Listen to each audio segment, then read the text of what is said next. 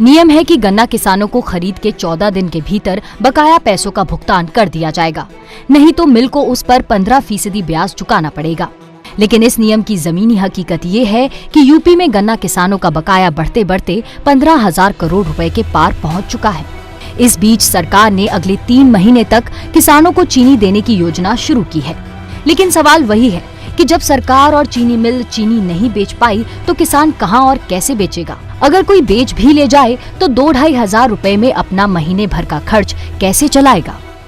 किसान बार बार अपने गन्ने का भुगतान की मांग कर रहे हैं। गन्ना एक्ट में भी लिखा हुआ है 14 दिन में भुगतान होना चाहिए। ये जो गन्ना के बदले में चीनी देने वाला मामला है, इसका मैं पुरजोर विरोध करता हूँ। हमें पैसे की आवश्यकता है। अगर पैसा होगा तो मार्केट से हम कुछ भी सामान ले सकते हैं। उधर सरकार मुद्दे से भटकाकर किसान की भी रीढ़ कमजोर कर रही, भारत की रीढ़ कमजोर करने पर लगी हुई है। गन्ना किसानों की समस्या इतनी ही नहीं है। एक तो गन्ना बिक नहीं पा रहा है, खेतों में खड़ा है। दूसरी तरफ जो किसान इसे बेचने जा रहे हैं, उन्हें तौल में धांधली से भी जूझना पड़ रहा है। ये मामला लखीमपुर खीरी के बजाज हिंदुस्तान शुगर लिमिटेड चीनी मिल के तिकोना फार्म गन्ना सेंटर का है। यहाँ गन्ने की तौल में प्रति क्विंटल 5 क्विंटल 40 किलो की घटतौली पकड़ी गई। किसानों के हंगामा करने पर तौल को बंद कर दिया गया। देखते हुए मिल बाबू भाग गया था। किसान बताए कि उस समय उपस्थित था, जानबूझ के फरार हो गया। इसकी संलिप्तता प्रतीत हो रही थी, इसलिए थाने में FIR भी दर्ज कराई जा चुकी है। अभी पुलिस केस जांच का विषय है, पुलिस जांच कर रही है। दिन पहले हम इनके इंचार्ज को बता चुके थे कि आपके सेंटर पे घटतौली हो रही है, तो इन्होंने कहा पकड़ पाना तो पकड़ लेना। तब हम लोगों ने, जब हम इसके बावजूद हम लोगों ने वो कांटा करवाया था, हम कांटे के अपेक्षा में 5 क्विंटल 40 किलो की घटतौली हम लोगों ने पकड़ी है, जिसकी जानकारी हमने उच्च अधिकारियों को दी। बड़ी मुश्किल से शनिवार को FIR हुई है।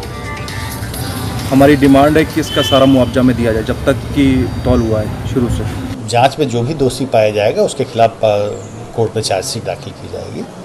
और सभी शुगर मिलों को इस बात के स्पष्ट निर्देश हैं कि कहीं भी किसी भी तरह की घटतौली न होने पाए, और इसके लगातार हम लोग टीमें बनाकर चेक भी कर रहे हैं।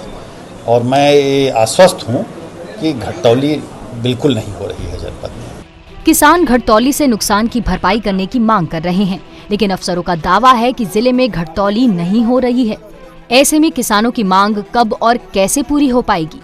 सवाल किसानों के साथ धांधली को रोकने का ही नहीं है, बल्कि ये भी है कि अगर पूरी फसल नहीं बिकी और समय पर बकाया भुगतान ना हुआ तो वो घर गृहस्थी की गाड़ी खींचने के साथ खरीफ की खेती कैसे कर पाएंगे?